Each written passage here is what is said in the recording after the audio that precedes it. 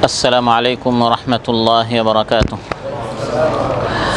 الحمد لله الحي القيوم الباقي وغيره لا يدوم، وأشهد أن لا إله إلا الله وحده لا شريك له فارج الهموم وكاشف الغموم، وأشهد أن سيدنا ونبينا محمدا عبد الله ورسوله فتح الله بدينه الفرس والروم، صلى الله تعالى عليه وعلى آله وصحبه ما تلألأت النجوم، والتابعين ومن تبعهم بإحسان ما تسابقت الغيوم.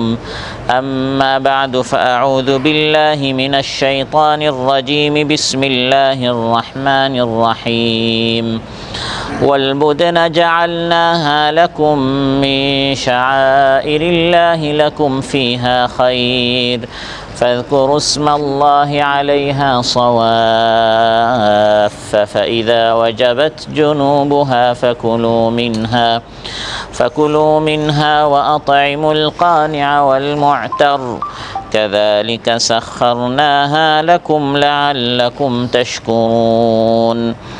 لن ينال الله لحومها ولا دماؤها ولكن يناله التقوى منكم، كذلك سخرها لكم لتكبروا الله على ما هداكم وبشر المحسنين. আল্লাহ তাআলা ইরশাদ করেন, আর কুরবানির এই পশুগুলো আমি তোমাদের জন্য আল্লাহর নিদর্শন বানিয়েছি, তাতে তোমাদের জন্য অনেক কল্যাণ রয়েছে। অতএব সারিবদ্ধভাবে দণ্ডায়মান অবস্থায় সেগুলোর উপর আল্লাহর নাম উচ্চারণ করো।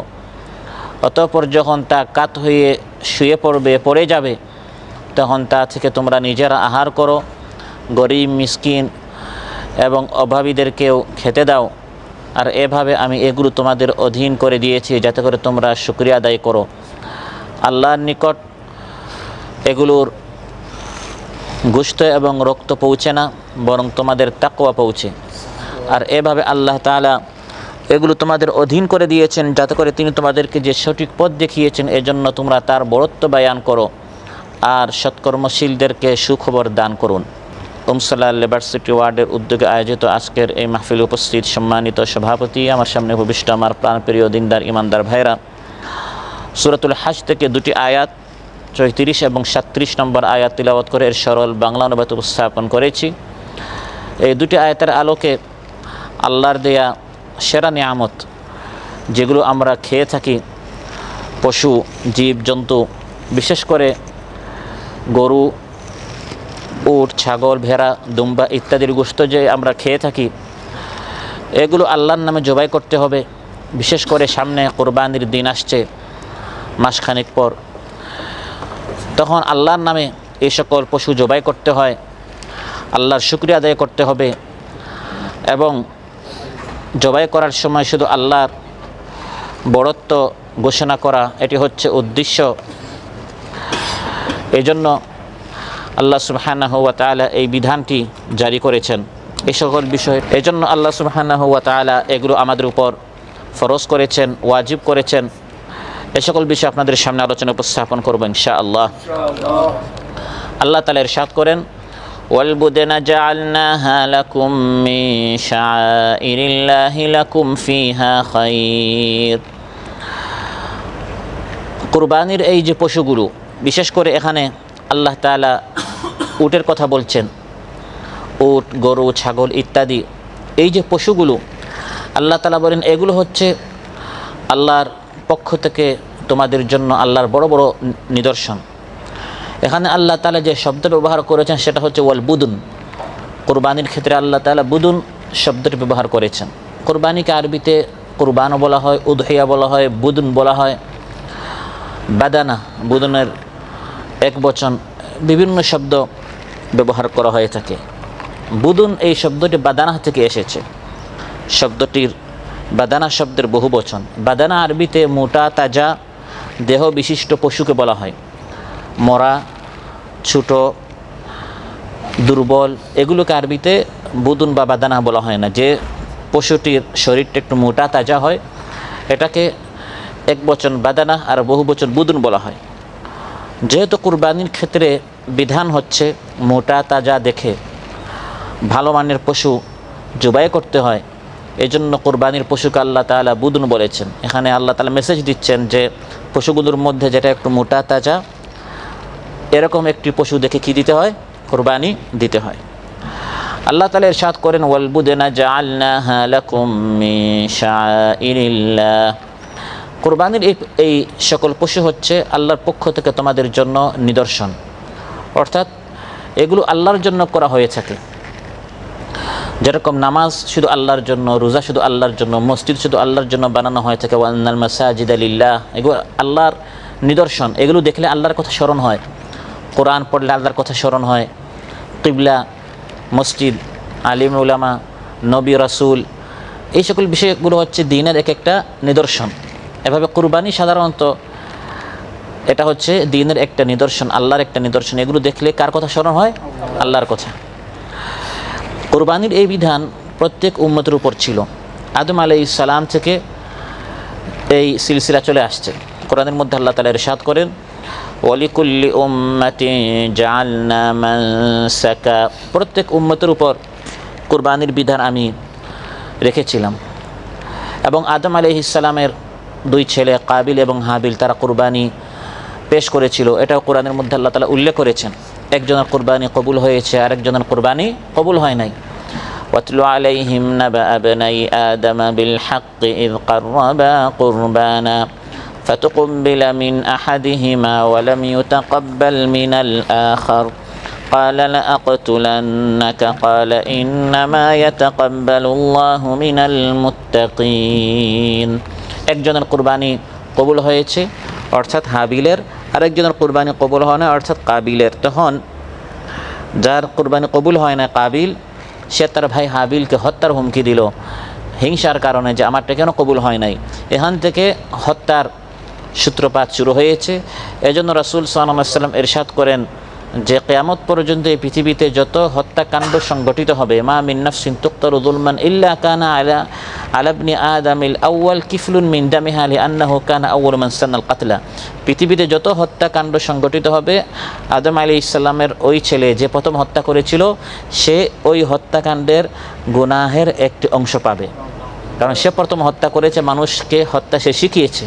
এজন্য যারা হারাম কাজের নেতৃত্ব দেয়, যত হারাম কাজ হয় সেগুলো করে নাই, কিন্তু সে এই রাস্তা দেখিয়ে দিয়েছে, এজন্য সে সমান্তরালে কীভাবে গুনাহ পাবে। যেরকম ভালো কাজে আপনি যখন একজনকে এই মাহফিলে নিয়ে আসবেন, সে এই মাহফিলের আলোচনা শুনে যত ভালো কাজ করবে, আমল করবে, সে যতটুকু সওয়াব পাবে আপনিও সমান পাবেন। ঠিক তেমনইভাবে গুনাহের ক্ষেত্রে যেহেতু কাবিল হত্যার রাস্তা দেখিয়ে দিয়েছে, এজন্য কিয়ামত পর্যন্ত যত হত্যাকাণ্ড হবে সে সমান গুনাহ পাবে, নাউযুবিল্লাহ। কিন্তু আমরা যে কুরবানি করে থাকি এটি হচ্ছে সুন্নাতু আবিকুম ইব্রাহিম। রাসূল সাল্লাল্লাহু আলাইহি ওয়াসাল্লাম ইরশাদ করেন, এটি তোমাদের বাবা ইব্রাহিম আলাইহিস সালামের সুন্নত। আদম আলাইহিস সালাম থেকে কুরবানি চলে আসছে, কিন্তু ওই সময় আমরা যেরকম গবাদি পশু কুরবানি করে থাকি, তারা এভাবে কুরবানি করতেন না। কেউ আপনার গাছ কুরবানি করতেন, ফল ফসল তারা কুরবানি করতেন। কুরবানির মূল অর্থ হচ্ছে আল্লাহর জন্য, আল্লাহর সন্তুষ্টি অর্জনের জন্য কোনো কিছু পেশ করা। তো তারা এক একজন এক এক শরীয়তে এক এক বিধান ছিল, তারা সেভাবে আল্লাহর সান্নিধ্য পাওয়ার জন্য, সন্তুষ্টি পাওয়ার জন্য তারা এক এক জিনিস পেশ করতেন।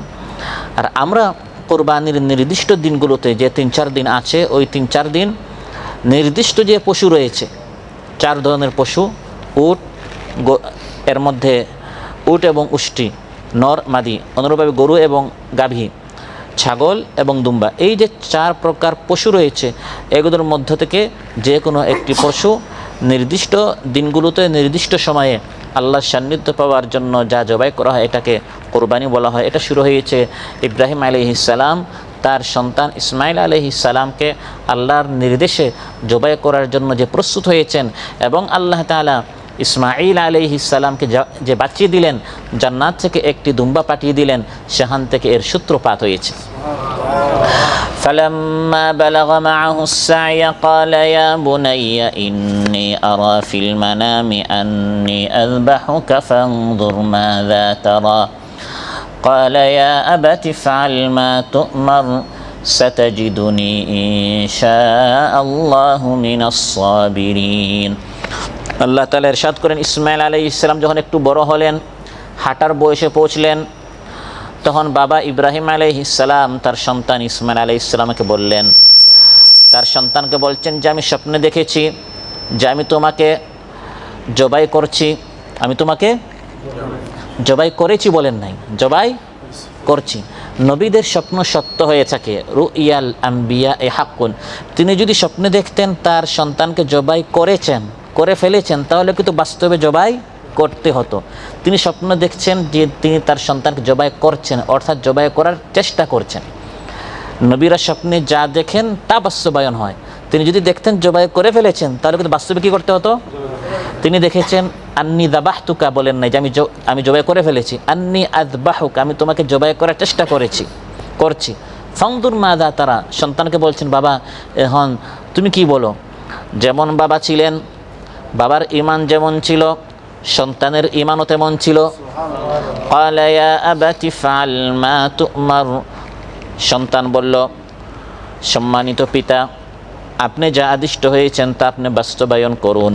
সাতাজিদুনি ইনশাআল্লাহু মিনাস সাবিরিন, নিশ্চয় অতি শীঘ্রই ইনশাআল্লাহ আপনি আমাকে সবরকারীদের মধ্যে পাবেন। সুবহানাল্লাহ। বাবা তার সন্তানকে জবাই করার জন্য আর সন্তান ইসমাঈল আলাইহিস সালাম জবাই হওয়ার জন্য দুইজন প্রস্তুত হয়ে গেলেন। ফালাম্মা আসলামা ওয়াতাল্লাহু লিল জাবিন, বাবা ইব্রাহিম তার সন্তানের বুকে বসা জবাই করার জন্য চোখ বন্ধ করে জবাই করা শুরু করেছেন। ভাবছেন জবাই হয়ে গেছে, চুরি চলছে, খুলে দেখেন যে তার বুকের নিচে ইসমাঈল নয়, জান্নাত থেকে আল্লাহ তাআলা একটি দুম্বা পাঠিয়ে সন্তানকে বাঁচিয়ে দিলেন।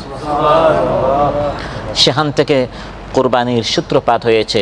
আল্লাহ তাআলা ইরশাদ করেন, এই যে কুরবানি তোমরা প্রতি বছর করে থাকো, লাকুম ফিহা খাইর, তাতে তোমাদের জন্য অনেক কল্যাণ রয়েছে। দুনিয়াবী কল্যাণও আছে, উখরাবী কল্যাণও আছে। দুনিয়াবী কল্যাণ হচ্ছে আমরা এই সকল পশুর গোশত পাই, যারা কোরবানি দিচ্ছেন তারাও খাচ্ছে, এবং তারা যাদেরকে হাদিয়া দিচ্ছে, সদকা দিচ্ছে, তারাও গোশত পাচ্ছে। এখন যদি জবাই না হয় গোশত আমরা খাবো কী করে? তাহলে এই সকল পশুর মধ্যে আমাদের জন্য অনেক কল্যাণ রয়েছে। তারপর এই সকল পশুর চুল, পশম, লোম, হাড্ডি, দাঁত, মগজ, প্রত্যেকটা অংশ, প্রত্যেকটা অঙ্গ, এর মধ্যে আল্লাহ তাআলা বলেন লাকুম ফিহা খাইর, তোমাদের অনেক কল্যাণ রয়েছে। وجعل لكم من جلود الأنعام بيوتا تستخفونها يوم ظعنكم ويوم إقامتكم ومن أصوافها وأوبارها وأشعارها أثاثا ومتاعا إلى حين। এই সকল পশুর পশম থেকে, লোম থেকে তোমরা ফার্নিচার বানাও, জুতা বানাও, কাপড়, তোমরা যে সকল কাপড় তোমরা পরিধান করো এই সকল পশুর চামড়া থেকে তোমরা বানিয়ে থাকো। শুধু তাই নয়, আল্লাহ বলেন ওয়ালাকুম ফিহা জামাল, এই সকল পশু দেখতেও সুন্দর লাগে। সুবহানাল্লাহ। নানা ধরনের উপকারিতা আমাদের জন্য রয়েছে। আর আখিরাতের তো অনেক সওয়াব রয়েছে। যখন বান্দা কুরবানি করে, তিরমিজি এবং ইবনে মাজাহ এসেছে, ক্বালা রাসূলুল্লাহি সাল্লাল্লাহু আলাইহি ওয়াসাল্লাম ওয়া ইন্নাহু লা ইউতা ইয়াওমাল কিয়ামাতি বিকুরুনিহা ওয়া আশআরিহা ওয়া আযলাফিহা وإن الدم لا يقع من الله بمكان قبل أن يقع بالأرض فطيبوا بها نفسا। কিয়ামতের দিন জবাইকৃত কুরবানির এই পশুগুলোকে যারা কুরবানি করেছে তাদের নিকট আনা হবে, তাদের শিং সহ, চামড়া সহ, লোম সহ সব হাজির করা হবে। প্রত্যেকটা লুমে লুমে, পশমে পশমে, শিঙে, দাঁতে আল্লাহ তাআলা সওয়াব দিবেন। এবং বান্দা যখন জানোয়ারটি জবাই করে এর রক্ত জমিনে পড়ার আগে আল্লাহর নিকট কবুল হয়ে যায়। ফাতিবু বিহা নাফসা, রাসূল সাল্লাল্লাহু আলাইহি ওয়াসাল্লাম ইরশাদ করেন, যারা কুরবানি দিচ্ছ এই সকল সওয়াব পেয়ে ধন্য হও, খুশি হও, আনন্দ করো। লাকুম ফিহা খাইর, আল্লাহ বলেন তাতে তোমাদের জন্য অনেক কল্যাণ রয়েছে। অতএব জবাই করার সময় কোনো মানুষের নয়, কোনো সৃষ্টির নয়, বরং স্রষ্টার নাম উচ্চারণ করো। ফাযকুরু ইসমাল্লাহি আলাইহা সাওয়াফ। সাওয়াফ এর অর্থ হচ্ছে খালিসভাবে, একান্তভাবে আল্লাহর জন্য এই পশু যখন জবাই করবে, সাওয়াফ অর্থাৎ খালিসভাবে শুধু আল্লাহর নাম উচ্চারণ করবে। আল্লাহর নামের সাথে অন্য কারো নাম উচ্চারণ করা যাবে না। ইসলামী শরীয়তে আল্লাহর নাম না নিয়ে পশু যাবাহ করলে এই পশু হারাম হয়ে যায়। এবং রাসূল সাল্লাল্লাহু আলাইহি ওয়াসাল্লাম লানত করেছেন, লাআনাল্লাহু মান যাবাহা লিগাইরিল্লাহ, গায়রুল্লাহর জন্য যদি কোনো পশু জবাই করা হয় এই ব্যক্তির উপর আল্লাহর লানত, নাউযুবিল্লাহ। এবং আল্লাহ তাআলা নিষেধ করেছেন এই সকল পশু তোমরা গোশত খাইও না যেগুলো আল্লাহ ছাড়া অন্যের নামে যাবাহ করা হয়েছে, এটা কুরবানির হোক বা সাধারণ যে কোনো প্রাণী হোক। ওয়ালা তাকুলু মিম্মা লাম ইযকার ইসমুল্লাহি আলাইহি ওয়া ইন্নাহু লাফিসক। আল্লাহ তাআলা ইরশাদ করেন যে পশুর উপর আল্লাহর নাম উচ্চারণ করা হয় নাই এই লা তাকুলু এই পশুর গোশত তোমরা খাইও না। ওয়া ইন্নাহু লাফিসকুন, এভাবে গায়রুল্লাহর নামে জানোয়ার পশু জবাই করা হচ্ছে গুনাহের কাজ, আর ওই গোশত খাওয়াটাও হচ্ছে গুনাহের কাজ।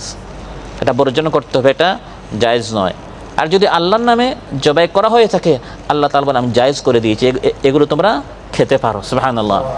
ফাকুলু মিম্মা যুকিরা ইসমুল্লাহি আলাইহি ইন কুনতুম বিআয়াতিহি মুমিনিন। এখানে যে বলা হয়েছে ফাযকুরু ইসমাল্লাহি আলাইহা সাওয়াফ, খালিসভাবে আল্লাহর নাম উচ্চারণ করো, উদ্দেশ্য শুধু মুখ দিয়ে উচ্চারণ নয়, মুখ দিয়ে তো উচ্চারণ করবেন, মূল হচ্ছে অন্তর দিয়ে। আল্লাহর নাম নেয়ার অর্থ শুধু নাম উচ্চারণ করা নয়, মুখে উচ্চারণ করা নয়, তা তো আছেই, বরং মূল উদ্দেশ্য হচ্ছে মনে প্রাণে আল্লাহর জন্য, আল্লাহর সন্তুষ্টি পাওয়ার জন্য, আল্লাহর সান্নিধ্য পাওয়ার জন্য যাবাহ করা। যদি কেউ মুখে আল্লাহর নাম নিচ্ছে, বিসমিল্লাহ বলছে, কিন্তু মনে মনে সেটা যাবাহ করছে অমুক পীর সাহেবের সান্নিধ্য পাওয়ার জন্য, বা কোনো কবর বা কোনো মাজার, কোনো খানকা বা কোনো জিন, এরকম নানা ধরনের দল মতবাদ আমাদের দেশে আছে। বলবে ভাই আমি তো এটা আল্লাহর নামই যাবাহ করেছি, বিসমিল্লাহ আল্লাহু আকবার, নামটা আল্লাহর নিচ্ছে, কিন্তু যাবাহ করেছে অমুক আস্তানায় গিয়ে, অমুক মাজারে গিয়ে, অমুকের শায়িত হোক বা জীবিত হোক অমুক ব্যক্তির সান্নিধ্য পাওয়ার জন্য, অমুকের সন্তুষ্টি লাভের ইচ্ছায় যাবাহ করছে, তাহলে এটা সম্পূর্ণভাবে হারাম হয়ে যাবে।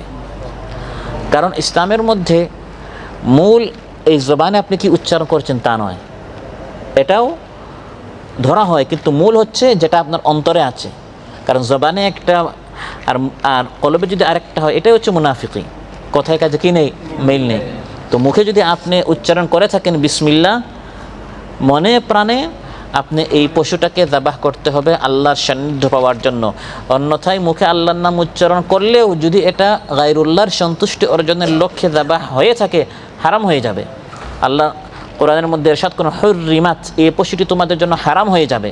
ওয়ামা দুবিহা আলান নুসুবি, যা বিভিন্ন শিরকের আস্তানায় জবাই করা হয়, যেখানে সাধারণত গায়রুল্লাহর জন্য জবাই করা হয়, ওই জায়গায় গিয়ে যদি আপনি আল্লাহর জন্য জবাই করেন হারাম হয়ে যাবে। যেরকম মসজিদে আল্লাহর জন্য নামাজ পড়তে হয়, আর মন্দিরে কি আল্লাহর জন্য নামাজ পড়া হয়? আপনি যদি মন্দিরে গিয়ে আল্লাহর জন্য নামাজ পড়েন তাহলে হবে না, কারণ মন্দির, গির্জা এই সকল জায়গা হচ্ছে শিরকের আস্তানা, সেখানে আল্লাহর জন্যও নামাজ পড়লে গুনাহ হবে, জায়েজ হবে না। ঠিক তেমনিভাবে যেখানে সাধারণত শিরকের আস্তানা, অমুক পীর বাবার নামে, ফকির বাবার নামে, দরবেশ বাবার নামে মানুষ দলে দলে জবাই করেছে, আপনি সেখানে এক পশু নিয়ে বললেন আমি এটা আল্লাহর নামে জবাই করছি, আল্লাহ বলেন হুররিমাত, এটাও হারাম করা হয়েছে। ওয়ামা উহিল্লা লিগাইরিল্লাহ, আল্লাহ ছাড়া অন্যের সান্নিধ্য পাওয়ার জন্য, সন্তুষ্টি পাওয়ার জন্য, নৈকট্য লাভের জন্য যদি জবাই করা হয় সেটাও হারাম হবে। ইন্নামা হাররামা, নিশ্চয় এটা আল্লাহ হারাম করে দিয়েছেন। এই ফাতোয়াটি কার? আল্লাহ। ইন্নামা হাররামা, আল্লাহ হারাম করে দিয়েছেন। আল্লাহ কয়েকটা জিনিস উল্লেখ করেছেন, কী কী হারাম করেছেন? আল মাইতা, মৃত, ওয়াদ্দাম, রক্ত, ওয়ালাহমাল খিনজির, শুকরের গোশত, ওয়ামা উহিল্লা লিগাইরিল্লাহি বিহি, যা আল্লাহ ছাড়া অন্যের জন্য জবাই করা হয়েছে। অতএব ইমানদার ব্যক্তির স্লোগান হবে নামাজও আল্লাহর জন্য, কুরবানিও আল্লাহর জন্য, পশু জবাই করবে সেটা আল্লাহর জন্য। ইন্না আ'তাইনাকাল কাউসার ফাসাল্লি লিরাব্বিকা ওয়ানহার ইন্না শানিআকা হুয়াল আবতার। আল্লাহ তাআলা ফাসাল্লি লিরাব্বিক, নামাজ পড়ো আল্লাহর জন্য, ওয়ানহার, এবং কুরবানিও করো। কুল ইন্না সালাতি ওয়া নুসুকি ওয়া মাহইয়ায়া ওয়া মামাতি লিল্লাহি রাব্বিল আলামিন লা শারীকা লাহু ওয়া বিযালিকা উমিরতু ওয়া আনা আউওয়ালুল মুসলিমিন। আল্লাহ তাআলা ইরশাদ করেন এই পশুগুলোর উপর আল্লাহর নাম উচ্চারণ করো সাওয়াফ, সওয়াফের এক অর্থ হচ্ছে খালিসভাবে শুধু আল্লাহর নাম উচ্চারণ করতে হবে। আল্লাহর নামের পাশাপাশি আরেকজনের নাম উল্লেখ করলে শিরিক হয়ে যাবে। সওয়াফ এর আরেকটি অর্থ হচ্ছে সারিবদ্ধভাবে দণ্ডায়মান অবস্থায়, অর্থাৎ উটকে, কারণ উটকে এভাবেই দাঁড়ানো অবস্থায় নহর করতে হয়, উটকে জবাই করা হয় না, নহর করা হয়। তার সামনের বাম পা বেঁধে দেওয়া হয়, ফলে তার 3 পা খোলা অবস্থায় খাড়া থাকে, কারণ উটকে আপনার শোয়ানো যায় না, উটের শক্তি কম না বেশি, শোয়ানো যায় না। এজন্য উটকে দাঁড়ানো অবস্থায় তার সামনের বাম পা বেঁধে দেওয়া হয়, ফলে 3 পা খোলা অবস্থায় খাড়া থাকে। দণ্ডায়মান অবস্থায় আল্লাহ বলেন ফাযকুরু ইসমাল্লাহি আলাইহা সাওয়াফ, দণ্ডায়মান অবস্থায় উট কুরবানি করো এবং তাতে আল্লাহ নাম উচ্চারণ করো। এটি হচ্ছে সুন্নত, এটি হচ্ছে উত্তম পদ্ধতি। অন্যান্য যত জন্তু আছে, গরু, ছাগল ইত্যাদি, এগুলো শোয়া অবস্থায় দাবাহ করতে হয়, এটাকে দাবাহ বলা হয়। আর উটকে নাহার বলা হয়, ফাসাল্লি লিরাব্বিকা ওয়ানহার, এই নাহার অর্থাৎ কুরবানি করা, নাহার বলা হয় উটের ক্ষেত্রে, আর দাবাহ বলা হয় অন্যান্য পশুগুলোর ক্ষেত্রে, এগুলো জবাই করা হয় শোয়াইয়া, আর উটকে দাঁড়ানো অবস্থায়। সম্মানিত ভাইরা, আল্লাহ তাআলা ইরশাদ করেন ফাইযা ওয়াজাবাত জুনুবুহা ফাকুলু মিনহা ওয়া আত'ইমুল কানি'a ওয়াল মু'তার, এই সকল পশু নাহার জবাই করার সময় আল্লাহর নাম উচ্চারণ করো। যখন জবাই হয়ে যাবে, পশুটি যখন পড়ে যাবে, তার রক্ত প্রবাহিত হয়ে গেল, তার প্রাণ বের হয়ে গেল, তখন নিজেও খাও, অন্যান্যদেরকেও খেতে দাও। আল্লাহ তাআলা ইরশাদ করেন ফাইদা ওয়াজাবাত জুনুবুহা, যখন দেহ থেকে রক্ত বের হয়ে গিয়ে মাটিতে কাত হয়ে পড়ে যাবে, তার প্রাণ সে ত্যাগ করে ফেলবে, তখন তার গোশত তোমরা কাটা শুরু করো। কারণ জীবন্ত পশুর গোশত কেটে খাওয়া হচ্ছে কি নিষিদ্ধ, হারাম। আল্লাহ তাআলা বলেন ফাইদা ওয়াজাবাত জুনুবুহা, যখন পশুটি পড়ে যাবে অর্থাৎ তার প্রাণ বের হয়ে যাবে, তারপর গোশত কেটে রান্না করে তুমি খাও। তাহলে বোঝা গেল যখন তার প্রাণ এখনও বের হয় নাই, ইসলাম আমাদেরকে কত ছোটোখাটো বিষয় শেখাচ্ছে, সুবহানাল্লাহ। আজ যারা আমাদেরকে মানবিকতা শেখায়, মানুষের অধিকার শেখায়, পশুর অধিকার শেখায়, এই সকল সংগঠন, এই সকল সংস্থা আজকাল বের হচ্ছে। আর যারা এগুলো আবিষ্কার করে, যে সকল সংগঠন, তাদের ধর্ম অবলম্বীরাই সাধারণত এই সকল পশুর হক নষ্ট করে, মানুষের হক নষ্ট করে। কিন্তু ইসলাম আমাদেরকে আদব শিখিয়েছে, সে পশু হতে পারে, সে মানুষ না, সে একটা পশু, একটা গরু, একটা ছাগল, কিন্তু তার প্রাণ যতক্ষণ তার ভিতরে আছে তাকে কষ্ট দেওয়া যাবে না। যদি তার প্রাণ এখনও বের হয় নাই, এখনও কাত হয়ে এসে পড়ে না, অর্থাৎ তার রক্ত এখনও পুরাটাই বের হয় নাই, এর মধ্যে যদি আপনি গোশত কেটে খাওয়া শুরু করেন, রাসূল সাল্লাল্লাহু আলাইহি ওয়াসাল্লাম ইরশাদ করেন এটা মৃত প্রাণীর মতো আপনার জন্য হারাম হবে। যেরকম একটা পশু যদি জবাই না করে এমনিতেই মারা যায়, উপর থেকে নিচে পড়লো, বা গলা টিপে তাকে হত্যা করা হলো, বা তাকে রশি দিয়ে এরকম বেঁধে তাকে হত্যা করা হলো, বা কোনো লাঠির আঘাতে, পাথরের আঘাতে, মাথায় আঘাত দিয়ে তাকে হত্যা করা হলো, এই সকল পশু যেরকম মৃত খাওয়া জায়েজ নয়, ঠিক তেমনইভাবে কোনো পশুর তার জান বের হওয়ার আগে যদি তার গোশতটি কেটে খেয়ে ফেলা হয়, রাসূল সাল্লাল্লাহু আলাইহি ওয়াসাল্লাম ইরশাদ করেন, আবু দাউদ, তিরমিজি, মুসনাদ আহমদ এসেছে, মা কুতিআ মিনাল বাহিমাতি ওয়া হিয়া হাইয়াতুন ফাহুয়া মাইয়িতা, জীবিত অবস্থায়, এখনও সে জীবিত, তার প্রাণ বের হয় না, কোনো গোশত যদি তার কোনো অংশ যদি কেটে খাওয়া হয়, এটা মাইয়িতা, এটা মৃত গোশতের মতো, এটা হারাম হবে। যতক্ষণ পর্যন্ত একটা পশুর পুরা রক্ত বের হয় নাই, প্রবাহিত হয় নাই, এটা জায়েজ নয়। কেন? আগের মানুষ তো এই সকল সূক্ষ্ম বিষয় অনেকটা বুঝতো না। বর্তমান মেডিকেল সায়েন্সের কারণে এই বিষয়গুলো বোঝা অনেক সহজ। এই রক্তটি মানুষের জন্য বিষের মতো, রক্ত খাওয়া হালাল না হারাম? হারাম, বিষের মতো, এটা মানুষের জন্য ক্ষতিকর। যখন একটা পশু জবাই করা হয়, তখন এই রক্ত প্রবাহিত হয়ে এই ক্ষতিকর রক্ত তার শরীর থেকে কী হয়ে যায়? বের হয়ে যায়।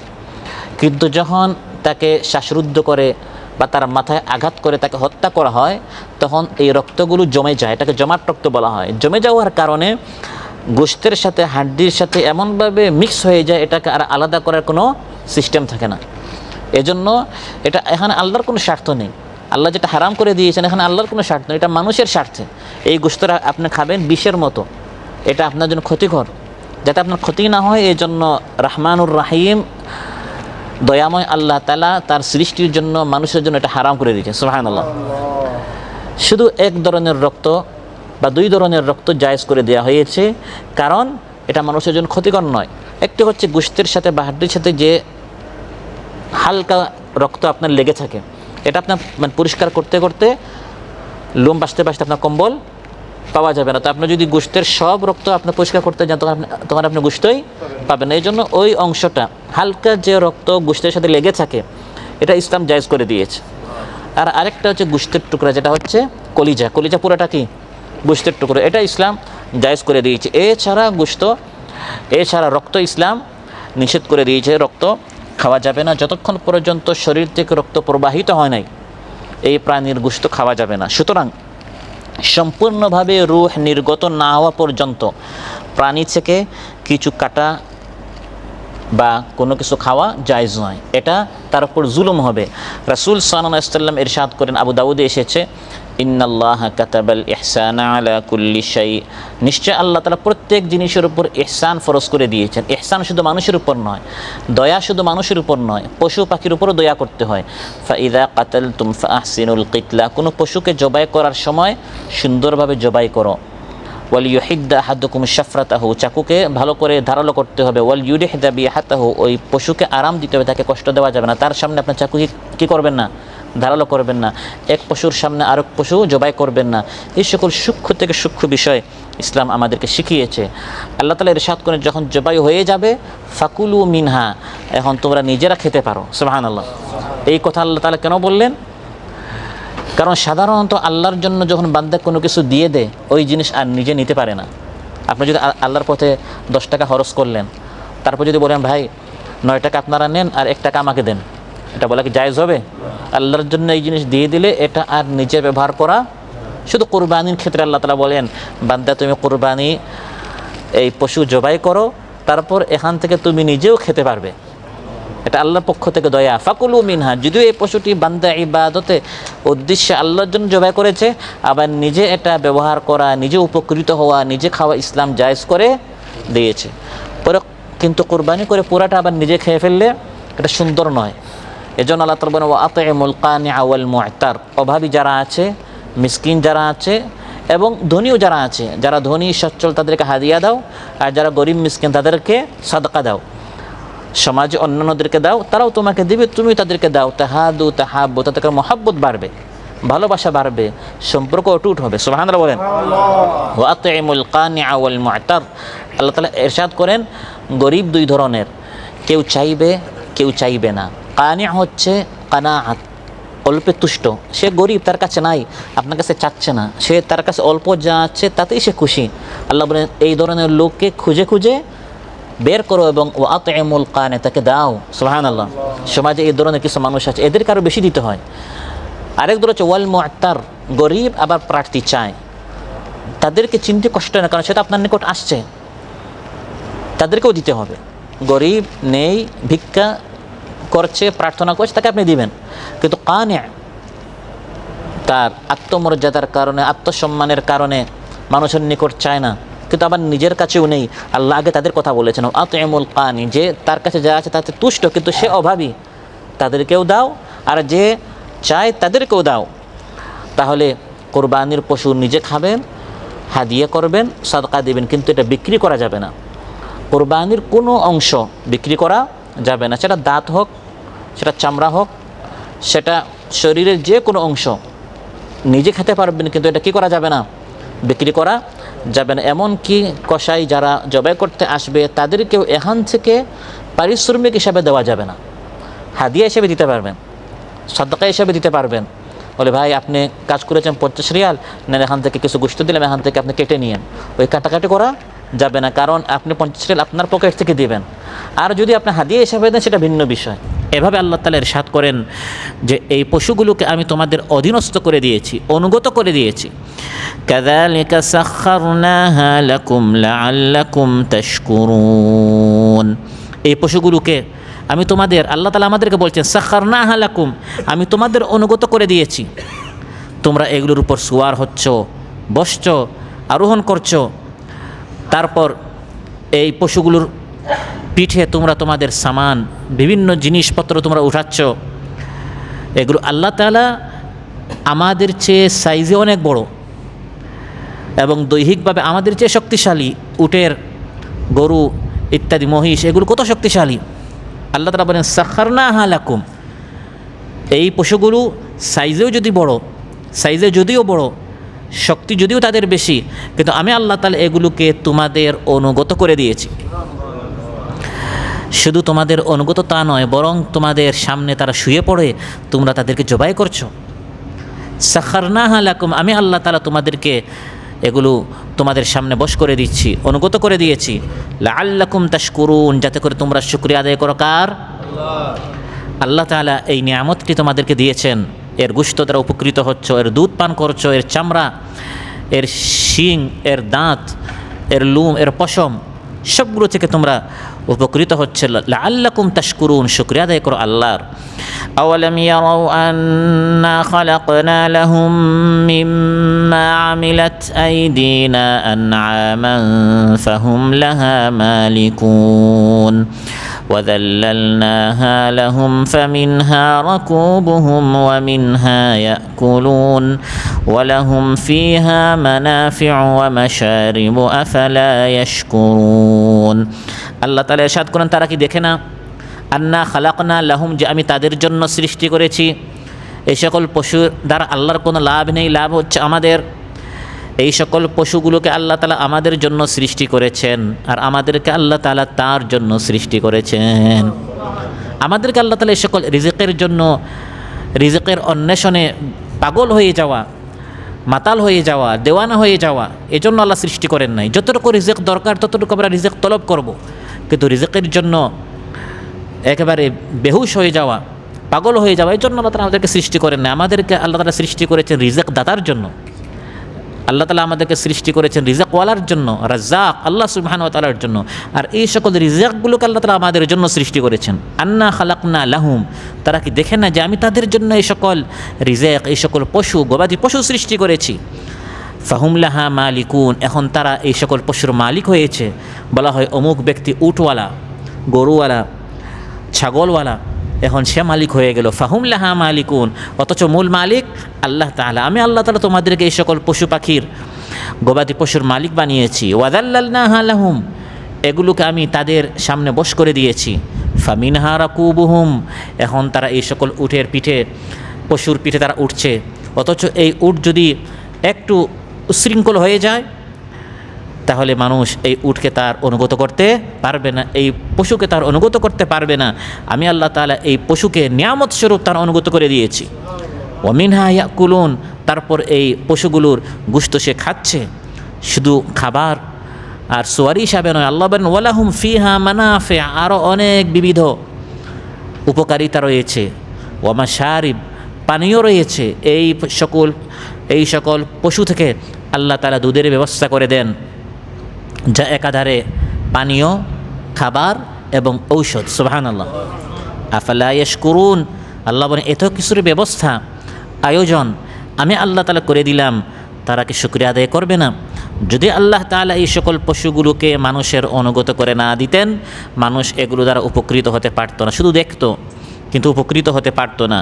কারণ এই সকল পশুর চেয়ে, এই সকল চতুষ্পদ জন্তুর চেয়ে সাইজে ছোটো এরকম অনেক হিংস্র প্রাণী আছে না? নাই? আছে। নেকড়ে আছে, কিছু বাঘ আছে, তারপর বিভিন্ন হিংস্র প্রাণী বা হিংস্র পাখি আছে যেগুলো সাইজে উটের চেয়ে ছোটো, গরুর চেয়ে ছোটো, কিন্তু আল্লাহ তাআলা এগুলোকে আমাদের অনুগত করে দেন নাই। এজন্য মানুষ এগুলোকে জবাই করতে পারে না, এগুলো গোশত খেতে পারে না, এগুলোর উপর সোয়ার হতে পারে না। এবং উট বা গরু মাঝে মধ্যে উশৃঙ্খল হয়ে যায়, মালিকের কথা শুনে না, তখন অনেক চেষ্টা করেও এগুলোকে অনুগত করা যায় না। মাঝে মধ্যে আল্লাহ দেখান যে আল্লাহ তাআলা যদি অনুগত করে না দেন, তাহলে মানুষের সাধ্যে নেই, মানুষের শক্তিতে নেই এগুলোকে নিজের নিয়ন্ত্রণে আনার, নিজের কন্ট্রোলে আনার। এই জন্য যখন উটের পিঠে, যে কোনো সোয়ারির পিঠে যখন মানুষ উঠবে, এখন তো এই সকল গবাদি পশুর পিঠে মানুষ কম সোয়ার হচ্ছে। এখন গাড়ি বের হয়েছে, ট্রেন বের হয়েছে, সাইকেল বের হয়েছে, প্লেন বের হয়েছে, অন্যান্য অত্যাধুনিক অনেক যন্ত্র এবং মানুষ পরিবহনগুলো ব্যবহার করছে।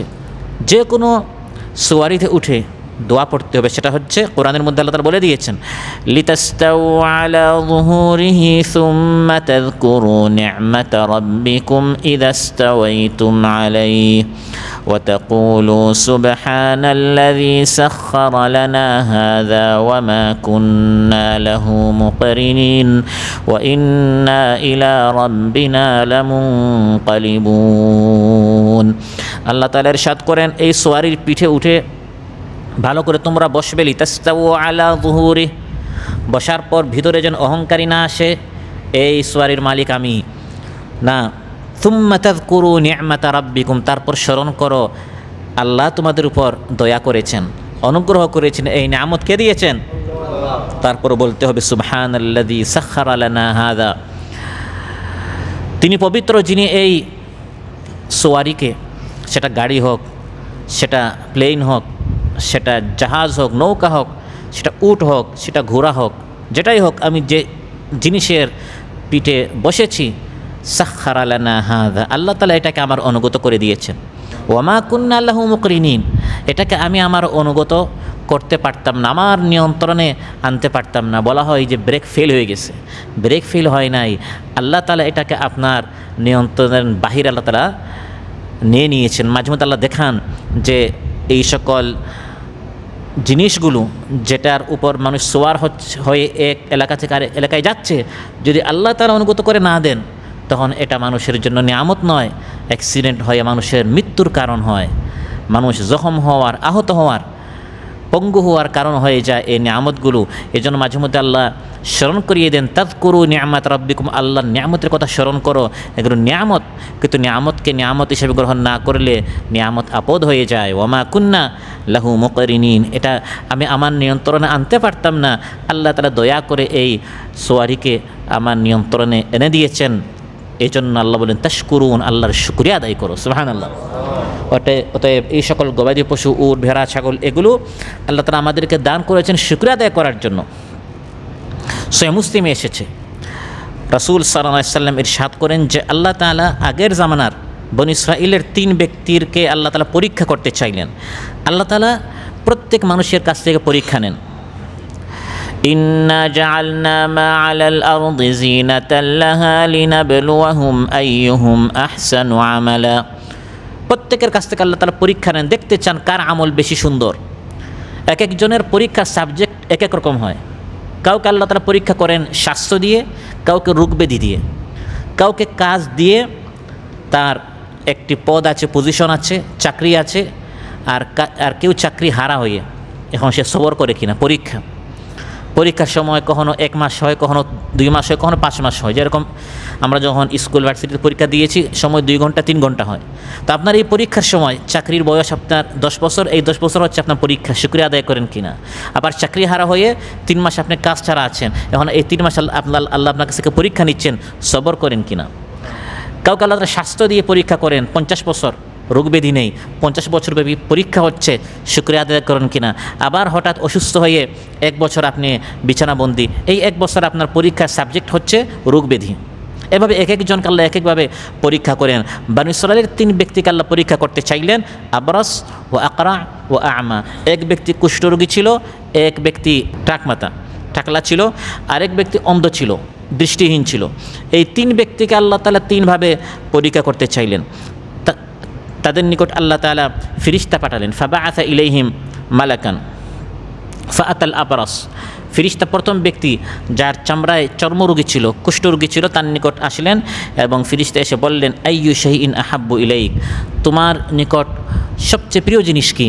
সে বলল, লাউনুন হাসান ওয়াজিলদুন হাসান কাদ কাযিরানিন নাস, আমার সবচেয়ে বড় আশা, প্রত্যাশা, আকাঙ্ক্ষা, স্বপ্ন, মনের আশা হচ্ছে যে আল্লাহ তাআলা এই কুষ্ঠরোগ থেকে, চর্মরোগ থেকে আমাকে মুক্ত করে আমাকে সুন্দর একটি চামড়া দিবেন, একটি রং বর্ণ দিবেন, মানুষ আমাকে দেখে যেন আর তামসা না করে, মানুষ যে কারণে আমার থেকে দূরে চলে যাচ্ছে, এই রোগ থেকে যেন আল্লাহ তাআলা আমাকে শিফা দান করেন। ফামাসাহাহু, এই ফিরিস্তা তার শরীরে হাত বুলালেন, ফাযাহাবা আনহু, তখন সে এই রোগ মুক্ত হয়ে গেল। ফাউতিয়া লাউলান হাসানান ওয়াজিলদান হাসানা, তখন তাকে সুন্দর এক রং, সুন্দর এক চামড়া আল্লাহর পক্ষ থেকে দেয়া হলো। তারপর ফিরিস্তা তাকে জিজ্ঞাসা করলেন, আইয়ুল মালি আহাব্বু ইলাইক, তোমার নিকট সবচেয়ে প্রিয় মাল কি? পরীক্ষা শুরু হচ্ছে। কুষ্ঠরোগী ছিল, মিসকিন ছিল, অভাবী ছিল, গরিব ছিল। এখন পরীক্ষা শুরু হচ্ছে, সুন্দর তাকে চামড়া দেয়া হলো, রং দেয়া হলো। ফেরেশতা জিজ্ঞাসা করলেন তোমার নিকট সবচেয়ে প্রিয় মাল কি? সে বলল আল ইবিল, উট। তখন ফেরেশতা তাকে 10 মাসের এক উটনি দিলেন এবং দোয়া করলেন ইউবারাকু লাকা ফিহা, এই উটনির পেটে সন্তান রয়েছে, 10 মাসের গর্ভধারিণী এই উটনি, আল্লাহ তাআলা যেন তোমাকে তাতে বারাকাহ দান করেন। দোয়া করে ফেরেশতা চলে গেলেন। তারপর যার মাথায় চুল নেই, এই টাকলার নিকট এই ফেরেশতা গেলেন, গিয়ে তাকে জিজ্ঞাসা করলেন আইয়ু শাইইন আহাব্বু ইলাইক, তোমার নিকট সবচেয়ে প্রিয় জিনিস কি? সে বলল শাআরুন হাসান ওয়াযহাবু আন্নি হাযা কাদ কাদিরানিন নাস, আল্লাহ তাআলা যেন আমাকে সুন্দর চুল দেন, বাকি সবার যেরকম সুন্দর সুন্দর চুল আছে, মানুষ আমাকে নিয়ে হাসাহাসি করে, আমি নাকি টাকলা, তো এই রোগ থেকে যেন আল্লাহ তাআলা আমাকে মুক্ত করেন। তিনি এই ফেরেশতা তার মাথায় হাত বোলালেন, সঙ্গে সঙ্গে তার মাথায় উতিয়া শাআরান হাসানা, সুন্দর চুল তার মাথায় চলে আসলো। প্রশ্ন করলেন আইয়ুল মালি আহাব্বু ইলাইক, তোমার নিকট সবচেয়ে প্রিয় মাল কি? সে বলল আল বাকার, গরু বা গাভী। ফাআতাহু বাকারাতান হামিলা, তখন তাকে গর্ভবতী এক গাভী দিলেন। ওয়াকালা ইউবারাকু লাকা ফিহা, আল্লাহ তাআলা যেন তাতে তোমাকে বারাকাহ দান করেন। তারপর তৃতীয় ব্যক্তি অন্ধ, আতাল আমা, ফেরেশতা তার নিকট আসলেন এবং তাকে জিজ্ঞাসা করলেন আইয়ু শাইইন আহাব্বু ইলাইক, তোমার নিকট সবচেয়ে প্রিয় জিনিস কি? সে বলল ইয়ারুদ্দুল্লাহু ইলাইয়া বাসারি, আল্লাহ যেন আমার দৃষ্টিটি আমার নিকট ফিরিয়ে দেন। ফাউবসিরু বিহিন নাস, আমি যেন এই সুন্দর পৃথিবী দেখতে পারি, দুনিয়া দেখতে পারি, মানুষ দেখতে পারি, আমি দৃষ্টিহীন, আল্লাহ যেন আমার দৃষ্টি আমার নিকট ফিরিয়ে দেন। ফেরেশতা তার চোখে হাত বোলালেন, সঙ্গে সঙ্গে আল্লাহ তাআলা তার দৃষ্টি ফিরিয়ে দিলেন। ফেরেশতা প্রশ্ন করলেন আইয়ুল মালি আহাব্বু ইলাইক, তোমার নিকট সবচেয়ে প্রিয় মাল কি? সে বলল আল গানাম, বকরি। ফাআতাহু শাতান ওয়ালিদা, তিনি তাকে গর্ভবতী এক বকরি দিলেন। ফা উনতিজা হাযানি ওয়া ওয়াল্লাদা হাযা, তখন প্রথম দুই ব্যক্তির এভাবে তাদের উটের এবং গাভী থেকে অনেক সন্তান হলো, উষ্টি থেকে এবং গাভী থেকে অনেক সন্তান হলো, এবং এই ব্যক্তির বকরির থেকে অনেক সন্তান হলো। প্রথম ব্যক্তির 1 মাঠ উট হয়ে গেল, দ্বিতীয় ব্যক্তির 1 মাঠ গরু হয়ে গেল, তৃতীয় ব্যক্তির 1 মাঠ বকরি হয়ে গেল। সুবহানাল্লাহ, পরীক্ষা শুরু হয়ে গেছে, আগে ছিল না, আর এখন আল্লাহ তাআলা দিয়ে পরীক্ষা করছেন। দিয়ে ধন চায় মন, কেড়ে নিতে কতক্ষণ, কেড়ে নিতে আল্লাহর সময় লাগে না। ফেরেশতা এখন প্রথম ব্যক্তির নিকট গেলেন যে একসময় কুষ্ঠরোগী ছিল, এখন তার দেখতে অনেক সুন্দর, অনেক বড় সাহেব, বড় লোক, এই পুরা এলাকায় সবচেয়ে বড় সে উটের মালিক। ফেরেশতা তার নিকট একজন মিসকিন গরিব কুষ্ঠরোগীর আকারে গেলেন, আকৃতিতে গেলেন। আপনারা জানেন ফেরেশতারা বিভিন্ন আকৃতি ধারণ করতে পারে। তিনি এখন এই ব্যক্তির আগের আকৃতি নিয়ে গেলেন, একজন কুষ্ঠরোগী, চামড়া তার অনেক রোগ রয়েছে, বয়োবৃদ্ধ, মিসকিন, মুসাফির, এই ধরনের একটি আকৃতি নিয়ে ফেরেশতা তার নিকট গেলেন এবং বললেন রাজুলুন মিসকিন, আমি একজন মিসকিন। তাকাত্তাআত বিয়াল হিবালু ফি সাফারি, আমি অনেক দীর্ঘ সফর করে এসেছি, সফর করতে করতে এখন আমার নিকট আর কোনো টাকা পয়সা নেই, ঘর পর্যন্ত আমি পৌঁছতে পারছি না, দেশ পর্যন্ত ফিরে যাওয়ার আমার কোনো পাথিও নেই। ফালা বালাগাল ইয়াউমা ইল্লা বিল্লাহি সুম্মা বিক, আমার বাড়ি পর্যন্ত পৌঁছার আল্লাহর পর আমার আশ্রয় হচ্ছেন আপনি। আমি আপনার নিকট চাচ্ছি আসআলুকা বিল্লাযী আ'তাকাল লাউনাল হাসান, যিনি আপনাকে এত সুন্দর একটি চামড়া দিলেন, রং দিলেন, সেই আল্লাহর নামে আমি আপনার নিকট চাচ্ছি বাঈরান, আপনার তো বিশাল উটের এক ময়দান রয়েছে, মাঠ রয়েছে, একটা মাত্র উট আপনি আমাকে দেন। আতাবাল্লাগু আলাইহি ফি সাফারি, এই উটের পিঠে আমি আমার দেশ পর্যন্ত ফিরে যেতে চাই। তখন এই ব্যক্তি বলল ইন্নাল হুকুকা কাসীরা, দাবি দেওয়ার তো শেষ নাই, বাবাও চায়, মাও চায়, গরিবও চায়, মিসকিনও চায়, প্রতিবেশী চায়, সবাই শুধু বলে দাও দাও দাও। ইন্নাল হুকুকা কাসীরা, সবাই চায়, এ তো আমি কাউকে দিতে পারবো না। তখন ফেরেশতা বললেন কাআন্নী আরিফুক, তোমাকে চিনি চিনি লাগে। আলাম তাকুন আবরাস ইয়াকযুরুকান নাস, এক সময় না তুমি কুষ্ঠরোগী ছিলে, মানুষ তোমার থেকে অনেক দূরে চলে যেত, মানুষ তোমাকে ঘৃণা করতো তোমার এই চর্ম রোগের কারণে। ফাকিরান ফাআতাকাল্লাহ, এক সময় তুমি ফকির ছিলে, গরিব ছিলে, নিজে অসহায় ছিলে, এখন আল্লাহ তোমাকে এই বিশাল উটের মালিক বানালেন। সে বলল লাকাদ ওয়ারিস্তু লিকাবিরিন আন কাবির, না না না না, তুমি ভুল করছো, এগুলো আমি বংশ পরম্পরা পেয়েছি, আমার বাবাও এভাবে বিশাল মালের মালিক ছিলেন, বাপ দাদা আমরা 14 গোষ্ঠীভাবে আমরা ধনী ছিলাম, সে ধারাবাহিকতায় আমি এরকম বিশাল উটের মালিক। তখন ফেরেশতা বললেন, ইন কুনতা কাযিবান ফাসায়্যারাকাল্লাহু ইলা মা কুনতা, তুমি যদি মিথ্যাবাদী হয়ে থাকো, তুমি যেভাবে ছিলে আল্লাহ তাআলা যেন তোমাকে সেভাবে করে দেন। সে সেরকম হয়ে গেল, কারণ ফেরেশতার দোয়াও কবুল হয়, বদদোয়াও। আগে দোয়া করেছিলেন, শূন্য থেকে বিশাল উটের মালিক হয়ে গেল, এখন বদদোয়া করলেন, আবার গরিব হয়ে গেল। তারপর গেলেন যার মাথায় চুল ছিল না, টাক মাথার নিকট, সেও একই ধরনের আচরণ করলো। তিনি তার নিকট গিয়ে গরু চাইলেন, গাভী চাইলেন, কিন্তু সে দিল না, তাড়িয়ে দিল। বদদোয়া করলেন, সে আগের মতো এরকম গরিব হয়ে গেল। ফেরেশতা তখন তৃতীয় ব্যক্তি যে দৃষ্টিহীন অন্ধ ছিল তার নিকট গেলেন, ওয়া আতাল আ'মা ফি সূরাতিহি, অন্ধ ব্যক্তির নিকট ফেরেশতা অন্ধ আকৃতি নিয়ে গেলেন। এখন তিনি নিজে একজন অন্ধ, এই আকৃতি নিয়ে এই ব্যক্তির নিকট গেলেন যে অতীত সময় একসময় অন্ধ ছিল, এখন তার দৃষ্টি আছে। প্রিয় ভাইয়েরা, এগুলো আমাদের অনেকের জীবনের সাথে মিলে যাচ্ছে। আজ আমার সামনে একজন গরিব আসে, আমি ভুলে যাই যে 10 বছর আগে আমি তার মতোই ছিলাম, 15 বছর আগে আমি তার মতোই ছিলাম। আমি আরেকজনের নিকট গিয়ে চাইতাম, সেই গ্রাম থেকে, পাড়া মহল্লা থেকে আল্লাহ তাআলা কাতারের ভিসা দিয়ে আমাকে এখানে এনেছেন। 5-10 বছর যেতে না যেতে আমার জীবন বদলে গেল। এখন নিচের হাত থেকে আমার হাত আল্লাহ উপরে আনলেন। একসময় আমি গ্রহীতা ছিলাম, এখন আমি দাতা হলাম। কিন্তু আমরা ভুলে যাই, এই একই আচরণ অনেক সময় আমরা করি। আমার মূল আলোচ্য হচ্ছে গবাদি পশু সম্পর্কে। আল্লাহ তাআলা গবাদি পশু দিয়ে কীরকম পরীক্ষা করেন, উট দিয়ে, গরু দিয়ে, ছাগল দিয়ে, আবার নিয়ে, কখনো দিয়ে, কখনো নিয়ে, কখনো শুকরিয়া করেন কিনা, কখনো সবর করেন কিনা, আল্লাহ পরীক্ষা করেন।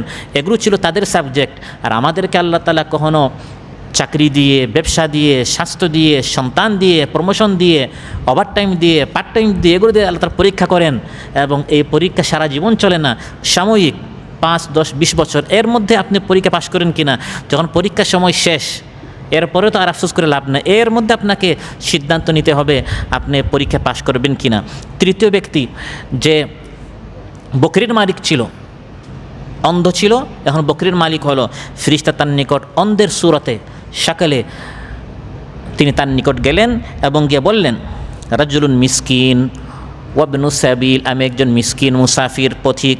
ওয়া তাকাত্তাআত বিয়াল হিবালু ফি সাফারি, সফর করতে করতে এখন আমার হাতে কোনো টাকা পয়সা নেই, বাড়ি পর্যন্ত পৌঁছার কোনো পাথিও নেই। ফালা বালাগাল ইয়াউমা ইল্লা বিল্লাহি সুম্মা বিক, বাড়ি পর্যন্ত পৌঁছার জন্য আল্লাহর পর আমার আশ্রয় হচ্ছেন আপনি। আসআলুকা বিল্লাযী রাদ্দা আলাইকা বাসারাকা শাতান আতাবাল্লাগু বিহা ফি সাফারি, বাড়ি পর্যন্ত পৌঁছার জন্য আমার হাতে টাকা পয়সা নেই, আমি আল্লাহর নামে আপনার নিকট একটা বকরি চাচ্ছি। আপনার নিকট তো বিশাল বকরি এর মাঠ রয়েছে, একটা বকরি আমাকে দেন।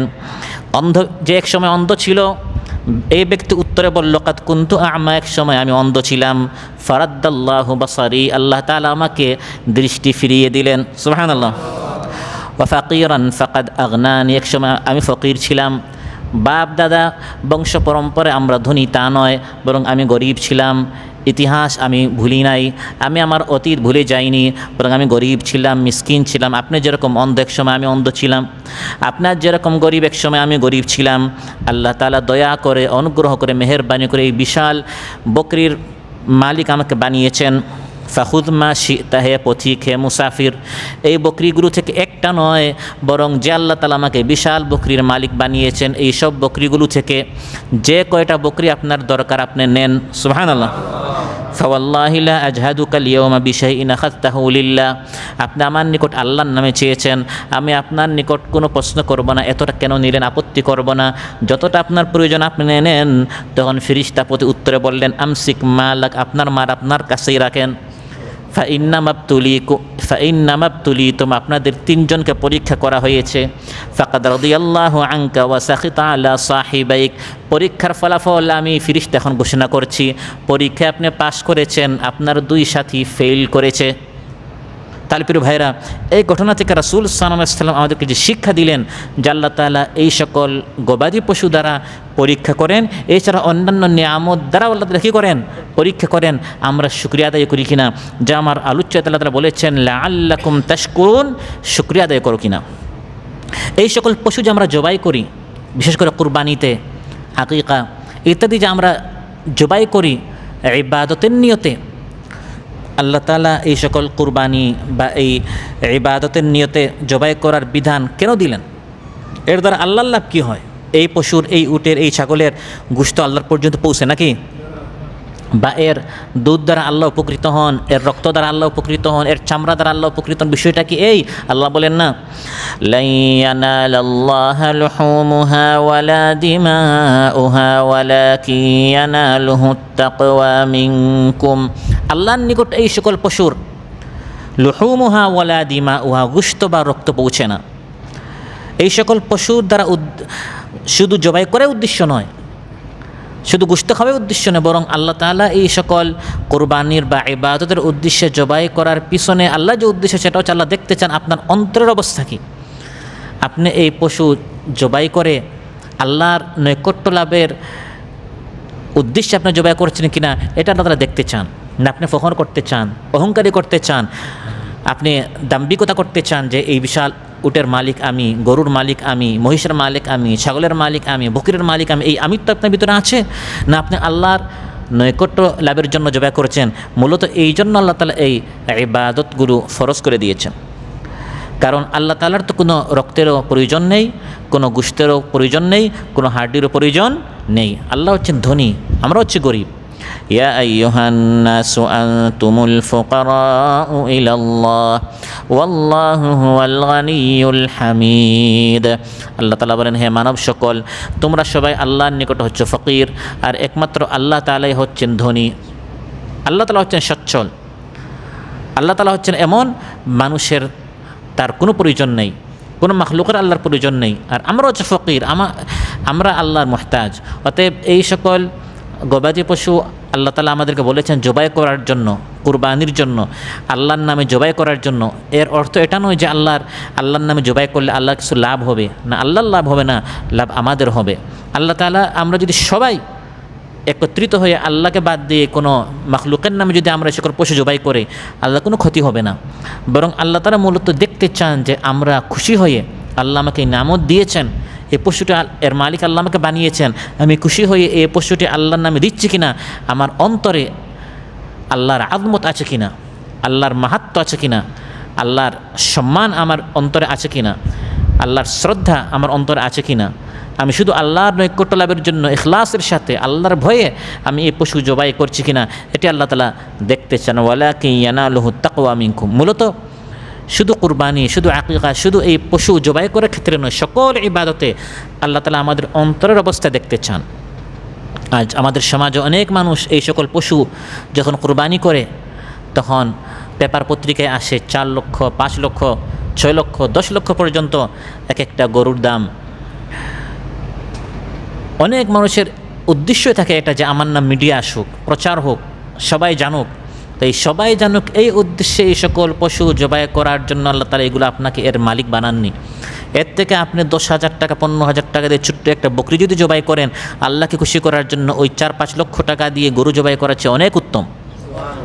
কারণ আল্লাহ তাআলা সাইজ দেখেন না, শাকাল দেখেন না, শরীর দেখেন না, আল্লাহ কলবটা দেখেন। সহিহ মুসলিমে এসেছে, ক্বালা রাসূলুল্লাহ সাল্লাল্লাহু আলাইহি ওয়াসাল্লাম, ইন্নাল্লাহা লা ইয়ানজুরু ইলা আজসামিকুম ওয়ালা ইলা সুওয়ারিকুম ওয়ালাকিন ইয়ানজুরু ইলা কুলুবিকুম ওয়া আমালিকুম। নিশ্চয় আল্লাহ তাআলা তোমাদের শাকল সূরত দেখেন না, বরং আল্লাহ তোমাদের কলব দেখেন, আমল দেখেন। আমলটা হতে হবে আল্লাহর জন্য। এই পশুটা যখন জবাই করবেন আল্লাহর নামে, আল্লাহকে খুশি করার জন্য, আল্লাহর উদ্দেশ্যে আমি জবাই করছি কিনা, এই জিনিসটা আল্লাহ তাআলা দেখতে চান। অনুরূপভাবে আল্লাহ তাআলা বলেন, আল্লাহ তাআলা দেখতে চান এই পশুগুলোর আমরা যে মালিক হয়েছি এর মাধ্যমে আমরা আল্লাহর বড়ত্ব আমরা বয়ান করি কিনা। কাযালিকা সাখখারাহা লাকুম লিতুকাব্বিরুল্লাহা আলা মা হাদাকুম। আল্লাহ তাআলা বলেন, এভাবে আল্লাহ তাআলা তোমাদেরকে এই সকল পশুর মালিক বানিয়ে দিয়েছেন, তিনি তোমাদেরকে যে সঠিক পথ দেখিয়ে দিয়েছেন, এই জন্য তোমরা যেন আল্লাহর বড়ত্ব বয়ান করো। লিতুকাব্বিরুল্লাহ, তোমরা যেন জবাই করার সময় আল্লাহু আকবার বলে, যেন জবাই করার সময় বলতে হয় বিসমিল্লাহি ওয়াল্লাহু আকবার। বুখারী মুসলিমে এসেছে, আনাস রাদিয়াল্লাহু বলেন, দাহান নবিয়্যু সাল্লাল্লাহু আলাইহি ওয়াসাল্লাম বিকাবশাইনি আমলাহাইনি আকরানাইন যাবাহাহুমা বিয়াদিহি ওয়াসাম্মা ওয়া কাব্বার। রাসূল সাল্লাল্লাহু আলাইহি ওয়াসাল্লাম যখন জবাই করেছেন তখন বলেছেন বিসমিল্লাহি ওয়াল্লাহু আকবার। তো আল্লাহ সুবহানাহু ওয়া তাআলা এই সকল পশুর মালিক মানুষকে বানিয়েছেন যাতে করে এই মানুষটা যখন আল্লাহর দেয় এই পশুটি জবাই করে, এই পশুর উপর আল্লাহর নাম উচ্চারণ করে, আল্লাহর বড়ত্ব উচ্চারণ করে, বিসমিল্লাহ আল্লাহু আকবার বলে যেন পশুটি জবাই করে। আল্লাহর বড়ত্ব, এই যে আল্লাহর বড়ত্ব, আল্লাহু আকবার এই শব্দটি বলতে হবে পশু জবাই করার সময়। আল্লাহু আকবার এই ইবাদতটি, এই জিকিরটি সকল ইবাদতের সাথে ওতপ্রোতভাবে জড়িত, শুধু জানোয়ার পশু জবাই করার সময় না। আদানের মধ্যে আল্লাহু আকবার আছে না নাই? শুরুতেও আছে, শেষেও আছে। নামাজের প্রত্যেকটি ইবাদতে এবং বিশেষ করে নামাজের শুরু থেকে শেষ পর্যন্ত আল্লাহু আকবার বারবার বলতে হয়। শুরুতে আল্লাহু আকবার, রুকুতে যাওয়ার সময়, সাজদাতে যাওয়ার সময়, সেখান থেকে ওঠার সময় বারবার আল্লাহু আকবার। তারপর মাইয়িতকে দাফন করার আগ মুহূর্তে বিদায়ী যে নামাজ আমরা পড়ে থাকি সালাতুল জানাজা, সেখানেও বারবার আল্লাহু আকবার বলতে হয়। অনুরূপভাবে যখন হাজিরা হজ করতে যায় তখন সাফা মারওয়ায় উঠার সময়, তারপর পাথর কঙ্কর মারার সময় বারবার জবানে এটা উচ্চারণ করতে হয় আল্লাহু আকবার। ইয়া আইয়ুহাল মুদ্দাসসির কুম ফাআনযির ওয়া রাব্বাকা ফাকাব্বির। তাকবীর, বড়ত্ব, শ্রেষ্ঠত্ব, মাহাত্ম্য শুধু আল্লাহর ঘোষণা করতে হবে।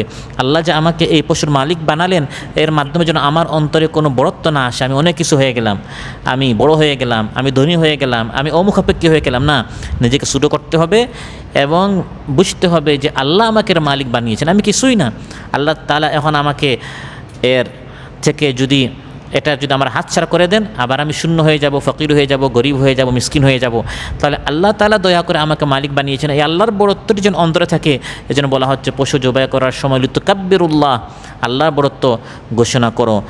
শেষে আল্লাহ তাআলা বলেন ওয়াবাশশিরিল মুহসিনিন, এই ধরনের নেককারদেরকে, সৎকর্মশীলদেরকে সুখবর দাও।